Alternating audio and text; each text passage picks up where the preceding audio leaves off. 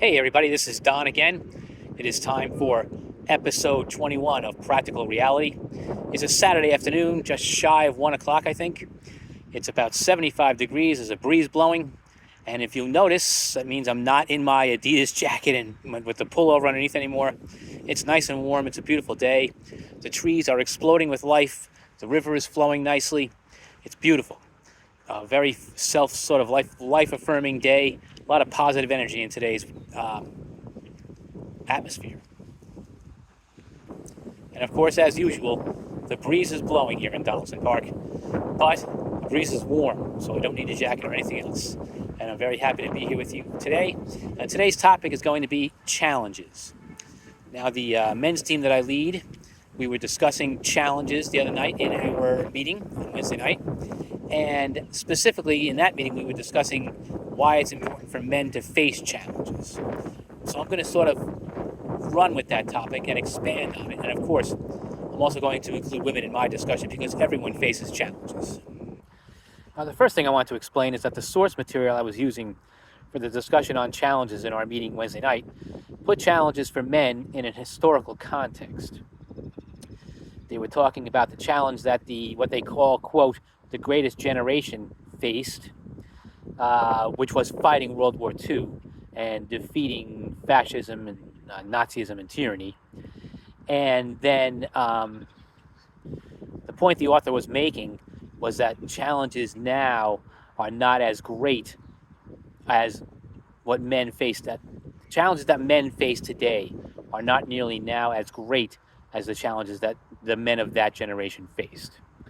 And I think that the two main points that we focused on, which are relevant for this video, are number one, that the challenges we face today are far different than the challenges that that generation faced. And number two, that the real value of the challenge is found in the challenge itself. In other words, the effort that you have to make, the striving that's necessary to overcome the challenge, the sweat, even the stress, if you want to call it, is what makes the challenge worth it. Because in that challenge and that striving that you have to make, that's where you find your true worth. And when you overcome that challenge or defeat that challenge or finish that challenge, then you have learned something about yourself and you are prepared for future challenges. And I think that's a very salient point, because the fact of the matter is that no one succeeds at everything they do. People fail all the time. They succeed sometimes, they fail sometimes. And so the value of the challenge, the lesson that the challenge teaches you, is just as important as the challenge itself and the result that you end up with when facing the challenge. So I think then the most important point that has to be discussed when talking about facing challenges is, how do you face up to that challenge? And I think it's easy to recognize the fact that many challenges cause the natural human reaction of fear. You become afraid in the face of a challenge. And I don't think there's anything wrong with that whatsoever. The question is, how long does that fear last? And do you let that fear overrule your reason when trying to deal with the challenge? And I think this is where our spiritual practice enters the picture. You are faced with a challenge. How are you going to handle it? Are you going to let your fear overrule your reason? Or are you going to visualize an outcome that's favorable?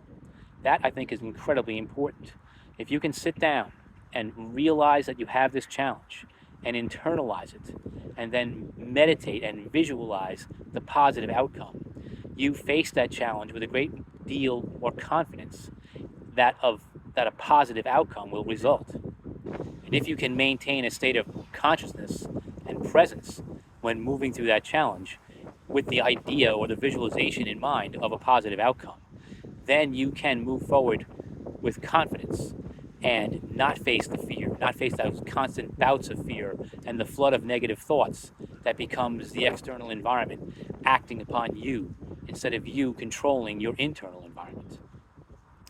So let's talk about the challenges that we all face today as men and women, and see them as steps towards our own self-actualization and as fulfilling our basic purpose.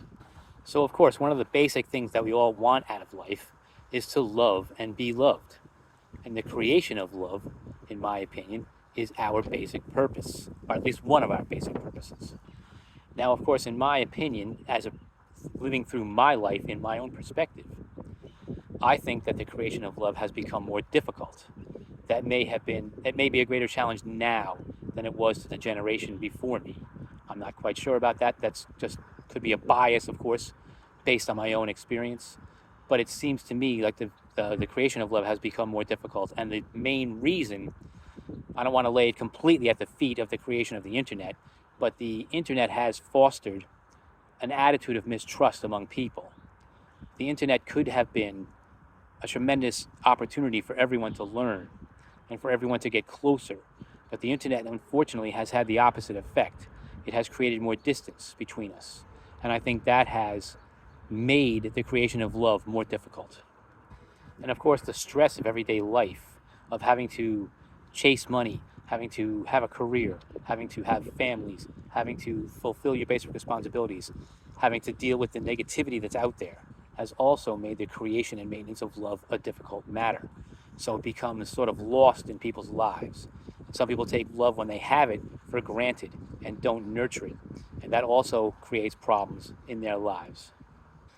And for some people, the problem has become, unfortunately, the replacement of the value of love with the value of money.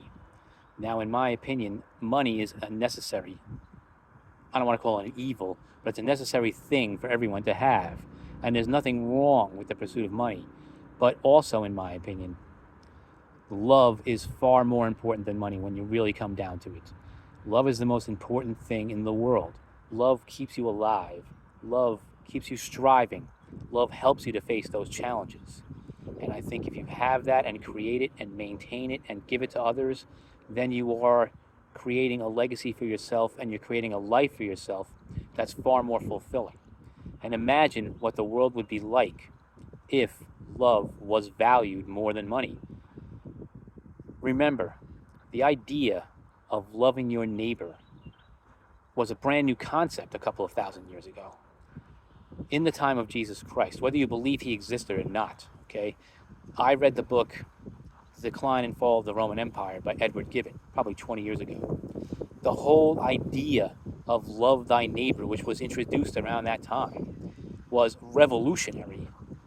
Until then, it was take and survive. There was no sense of community or love for each other. You had a family if you were lucky. You had a place to live if you were lucky. And the creation of love was a secondary thing if you were lucky. Now the idea of love thy neighbor became a revolutionary concept in the Roman Empire at that time.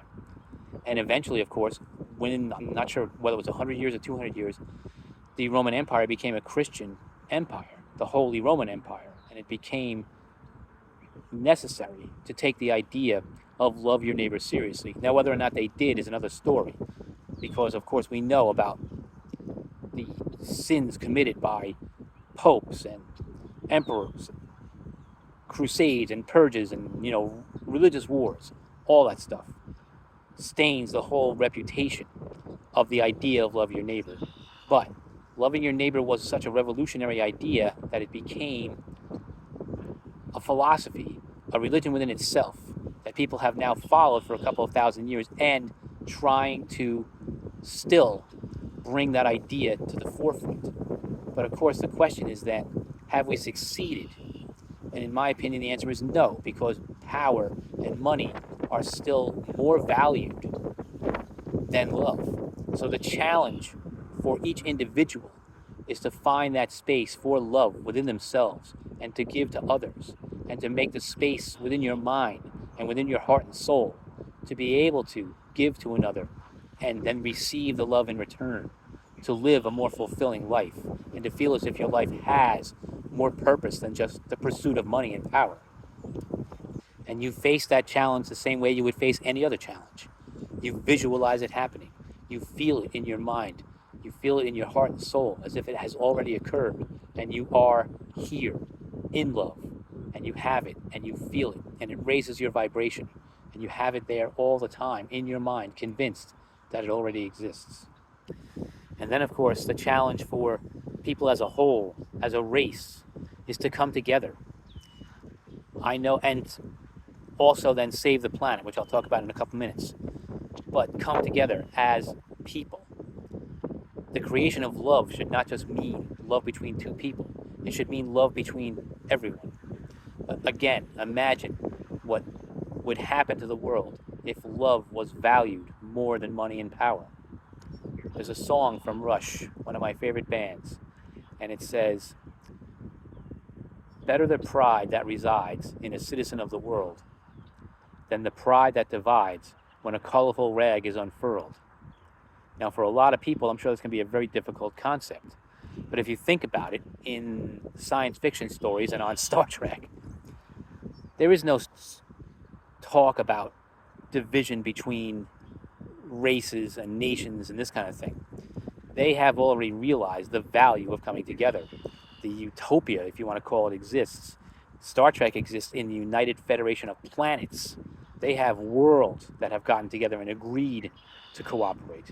Imagine the cooperation that could and the progress the world would make if love was valued so much that it didn't just stop at your doorstep or at your border, and you actually then had a world falling in love with each other and forget these differences that exist between us, forget these borders that exist between us, and actually reach out and make the world one.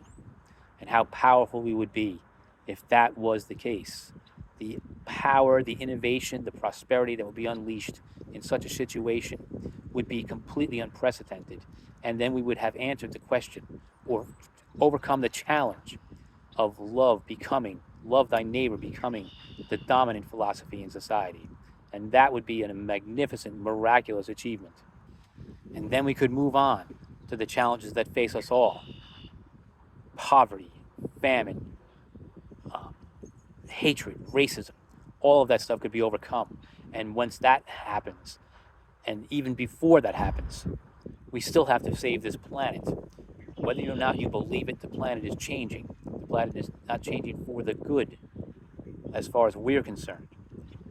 So overcoming and saving the planet together would be a magnificent achievement as well. And there is a lot of misconception out there about what's wrong, or whether there is even a problem at all as far as the planet is concerned. But I don't think you can ignore the fact that the atmosphere, this climate, is changing. And it's not changing for the better as far as we're concerned. We already know that temperatures have increased. And we know that there's a certain threshold beyond which, if we go, that there are going to be changes that occur that are irreversible. And what, as a baby boomer, what am I going to say to my grandchildren on my deathbed?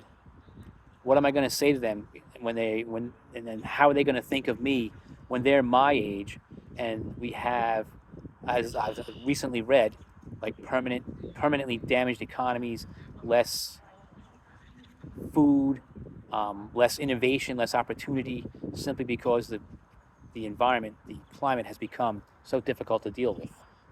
So maybe we don't face the challenge of saving America or the world from fascism and tyranny, although given the present administration, I think we might. But, so that was a great challenge for that generation. It's a challenge we may face as well, but the greatest challenge that we face, in my opinion, is the saving of the planet and making sure for our posterity that the people who come after us are able to deal with this planet in the same sort of friendly atmosphere or favorable conditions that we have. That is a challenge that we all face collectively. So the challenge you then face as an individual, a thinking, rational individual, is to overcome your fear and not let your fear overrule your reason. And think about the challenges that you have. Think about how you're going to face them. Use your power of the mind. Control your internal environment. Visualize and raise your frequency and see the positive outcome in your mind before it occurs, and believe in it so much that you bring it about with the strength of your own mind. And just to repeat myself slightly, remember that whatever challenge you have, you can overcome. And even if you don't, even if you fail, which will happen sometimes, the basic lesson that you learn, the striving, the effort that you make, the lessons you learn as a result of facing that challenge mean that you will be better equipped to face challenges in the future. You may have better outcomes. and you will be a more deeply satisfied person, a more whole, a more realized person as a result. Thank you very much. It is Don signing off of episode 21 of Practical Reality. I wish everyone peace, prosperity, and happiness.